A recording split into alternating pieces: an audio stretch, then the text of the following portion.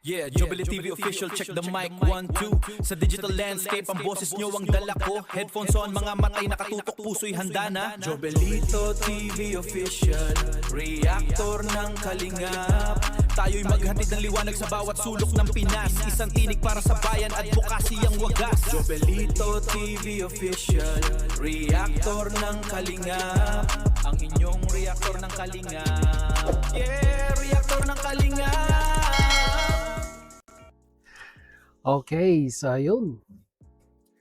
And what's up mga kabagis? This is Jubilito TV Official. At eto na naman po muli ang isang edisyon po ng ating reaction video mga kalingap at kabagis. No? Pero bago po lahat, syempre po, shoutout po muna natin Kuya Val Santos Matubang, Ate Edna Vlogs at Kalingap Rap. Syempre po sa ating mga kalingap netizens, mega love shoutout po sa inyong lahat. So ito na nga mga kalingap at kabagis natin for today's reaction video. Gawa lang po natin ng reaction at muli po pagbibigay ng ating personal opinion regarding po dito sa ikangay anunsyo ni Kuya Val Santos Matubang patungkol po sa mga inaasikaso niya, no? Trinatrabaho niya po, no? Ng mga individual na patuloy pong naninira sa foundation po ng Kalingap. Alam ko po, aware ang karamihan sa inyo dahil talagang inaraw-araw na ni Kuya Val Santos Matubang hindi lamang po paalaala, kumbaga binibigyan niya pa po ng leniency, pagkakataon itong mga taong ito para baguhin ang kanilang tinatahak, no? Dahil nga po sa kanyang live ay patuloy niya pong ipinapaalala, no? Na kung ayaw po ninyong masampahan ng reklamo galing po sa foundation ng Kalingap, ay baguhin ninyo ang kalakaran ninyo ng pagre-reaksyon.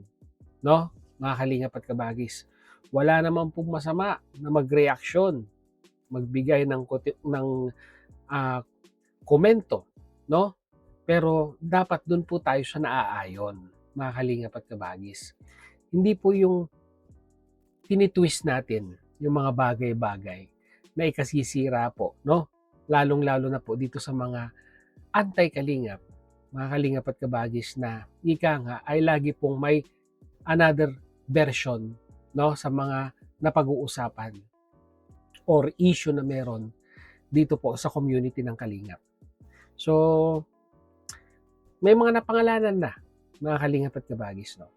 May mga napangalanan na at meron na mukhang mauuna sa roll call regarding dito po sa sampahan ng reklamo na ginawa or gagawin ni Kuya Val Santos Matubang. At ito legit to, mga kalingap at kabagis, no?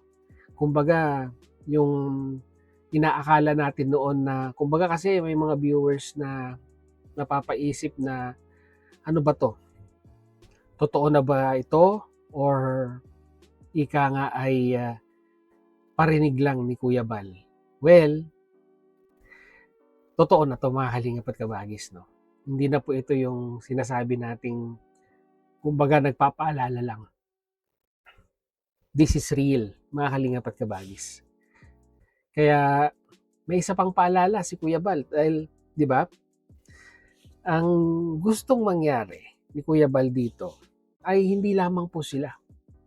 Kung merong mga kalingap partners na nabalahura ng mga reactors, ng mga antay nito mga nakaraang karera natin, past season dito po sa ikangay rebatalan ng mga issue dito sa community ng Kalingap, ay sabi nga po ni Kuya Val, pirma lang. Diba? Pirma lang nung binalahura. Pag Kalingap partners ka, kami na ang bahalang magsasampa ng reklamo. Dahil nga po, ang Kalingap partners na ito ay under po, no, ng foundation ng Kalingap. Ganun po ngayon kaseryoso si Kuya Val Santos Matubang. Kaya nga po, di ba, yung akaakala natin noon na kasama, no, sa sinampahan ng reklamo ni Kuya Val, yung mga Kalingap partners na inalis or umalis or basta wala na sa community ng Kalingap, ang expectation ng mga viewers ay si Kuya Val ang magsasampa ng reklamo. Pero dito po, mga kalingap at kabagis, may may panawagan si Kuya Bal. Kagaya yung sinabi ko kanina, 'di ba? Pirma. Kailangan lang ng pirma at kami nang mag-aasikaso. So, dako tayo sa Kalingap Partners na binabalahura, no, ng mga antay or ng mga sabihin na nating hindi gusto si Kalingap Edu. 'Di ba? Alam naman natin na mas pinipili ngayon ni Kalingap Edu na manahimik. Ika nga'y palampasin na 'yan, 'di ba? Kaso kay Kuya Bal hindi po pwede. Hindi siya pumapayag, mga kalingap at kabagis.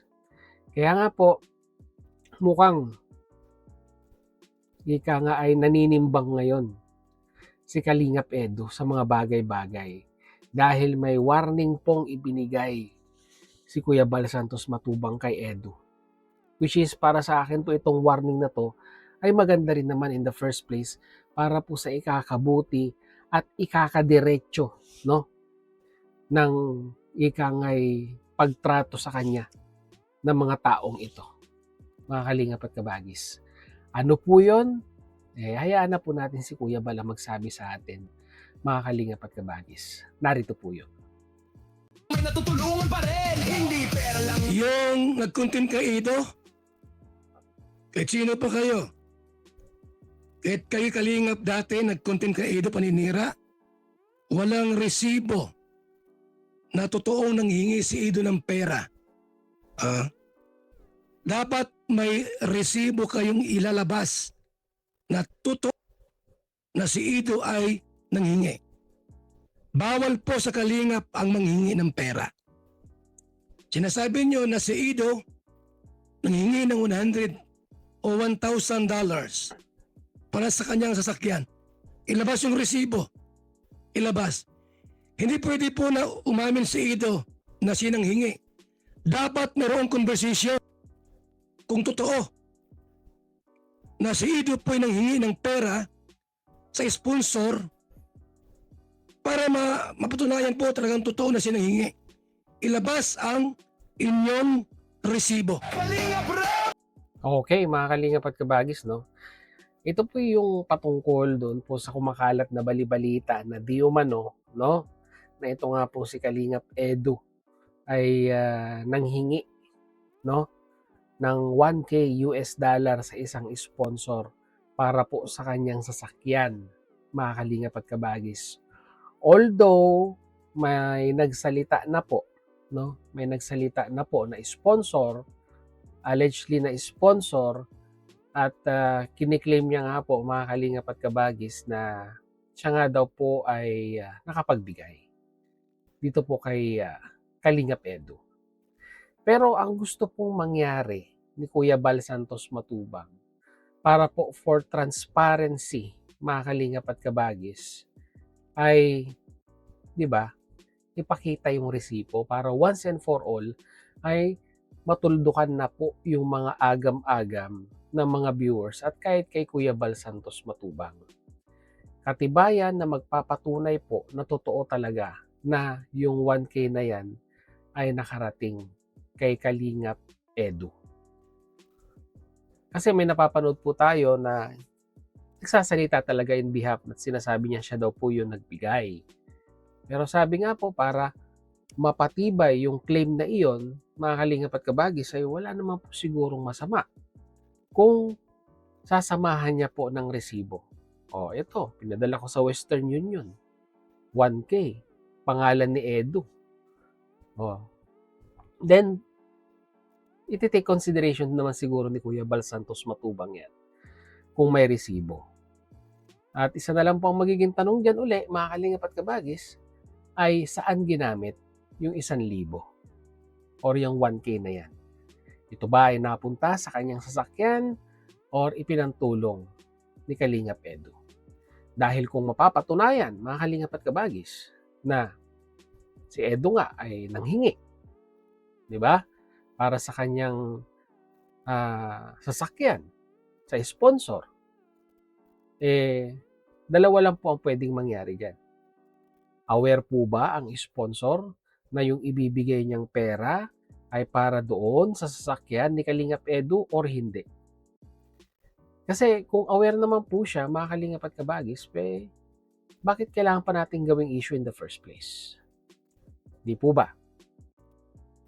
Kung pumayag naman yung sponsor na yung 1K na yan ay mapupunta sa sasakyan ni Edu, ano pa ang gusto nating ika nga yung gustong mangyari dito kay Kalingap Edu?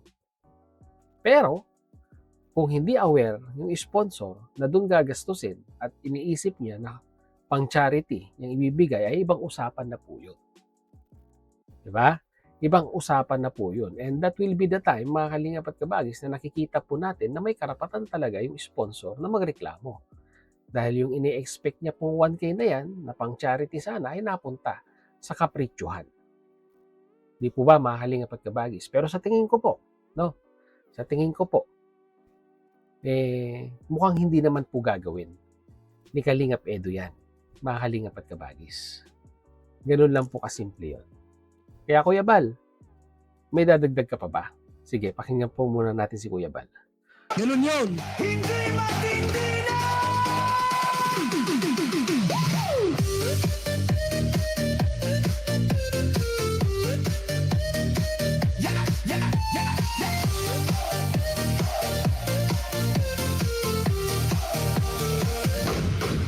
Nung wala pa ako, tahimik lang kayo. Kung sa barangay po at sa ibang lugar, di kayo humarap, itiyakin ko po dito, nakaharap kayo.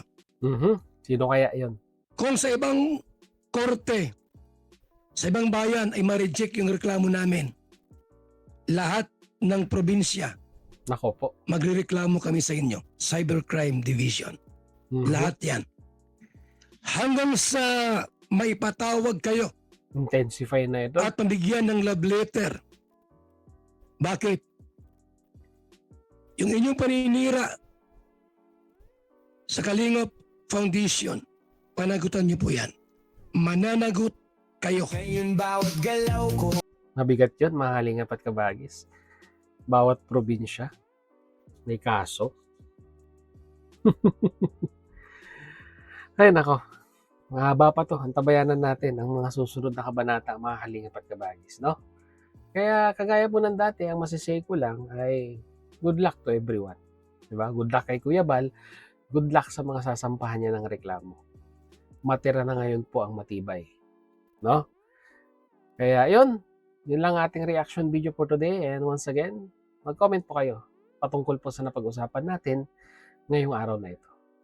So yun, muli, maraming salamat po, no, dahil hanggang sa dulo ng ating reaction video ngayong araw na ito ay nasamahan niyo po muli si Jobilito TV Official. At muli po nagpapaalala po ang inyong host sa mga hindi pa nakasubscribe sa ating YouTube channel ay subscribe nyo na po, Jobilito TV Official. At kung nagustuhan nyo po ang ating reaction video for today, mga Kalingap at Kabagis, ay paki-like and share na lang po. So hanggang dito na lang. Once again, this is Jobilito TV Official, proud member po ng Team Coos at ng Team Bios ng Kalingap. So always yung mga Kalingap and Kabagis. Peace, God first, God bless po. Bye! Whoosh!